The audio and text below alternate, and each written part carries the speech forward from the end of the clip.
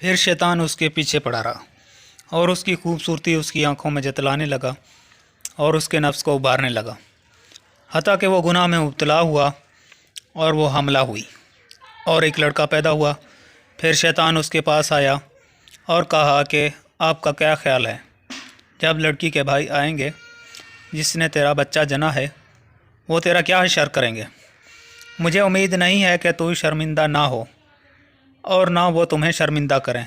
تم جا کر اس کے بیٹے کو ذبح کر کے دفن کر دو۔ یہ لڑکی اپنے بھائیوں سے خوف کے اس گناہ کو چھپا لے گی۔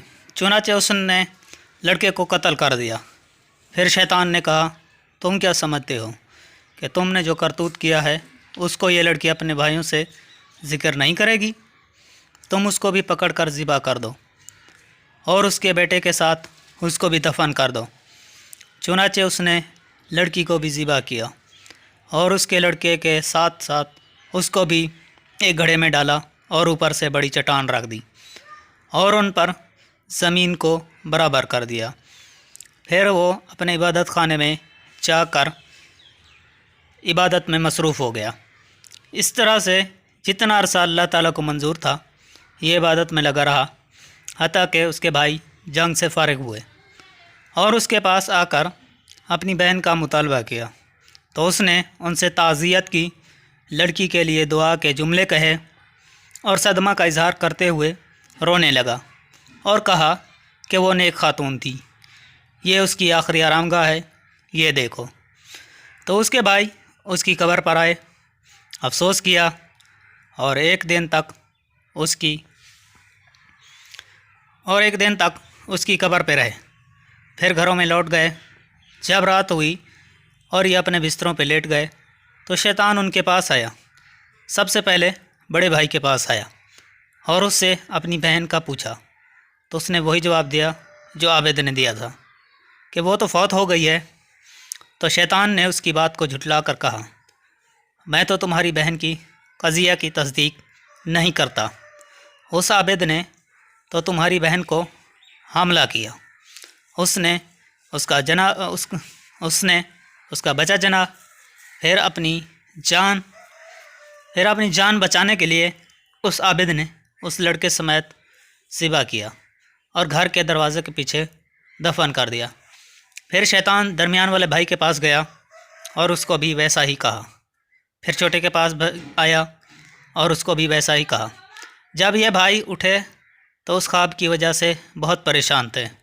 چنانچہ جب یہ تینوں ایک دوسرے کے سامنے آئے تو کہنے لگے، میں نے ایک عجیب خواب دیکھا ہے۔ تو بڑے بھائی نے کہا، یہ کوئی جھوٹا خواب ہے، بے حقیقت ہے، چلو چھوڑو۔ لیکن چھوٹے نے کہا کہ میں تو نہیں چھوڑوں گا اور اس کو دیکھوں گا۔ چنانچہ وہ تینوں چل پڑے، اس جگہ کو تلاش کیا اور اپنی بہن کو اس بچے سمیت ذبح شدہ پایا۔ پھر اس کے بارے میں عابد سے پوچھا تو ابلیس کی بات کی تصدیق ہو گئی جو اس نے لڑکی کے ساتھ کیا تھا۔ تو ان بھائیوں نے اس کا مقدمہ بادشاہ کے سامنے پیش کیا تو اس عابد کو اس کے عبادت خانہ سے گرفتار کیا گیا اور سولی چڑھانے کے لیے لے گئے۔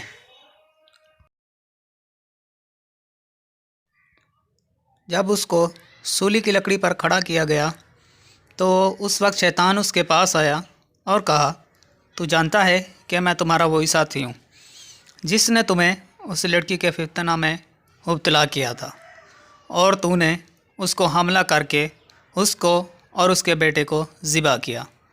اگر آج تم میری پیروی کرو اور اس اللہ کا انکار کرو جس نے تمہیں پیدا کیا ہے تو میں اس مصیبت سے نجات دلا دوں گا جس میں تم پھنس گئے ہو۔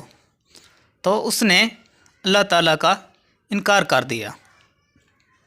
جب اس نے یہ کفر کیا تو شیطان اس سے اور اس کے دشمنوں سے ہٹ گیا، کیونکہ وہ اس کو گمراہ کرنے کا اپنا مکروہ مقصد پورا کر چکا تھا اور اس کو سولی پر لٹکا دیا گیا۔ اخلاقی سبق۔ آیت کا ترجمہ ہے، جیسے شیطان کی مثال ہے جب وہ انسان کو کہتا ہے کہ کفر کر لو، جب وہ کفر کر لیتا ہے تو شیطان کہتا ہے اب میں تم سے بری ہوں، میں اللہ رب العالمین سے ڈرتا ہوں۔ ان دونوں کی سزا یہ ہے کہ یہ دونوں دوزخ میں جائیں گے، اس میں یہ ہمیشہ رہیں گے۔ ظالموں کی یہی سزا ہے۔ سورۃ الحشر۔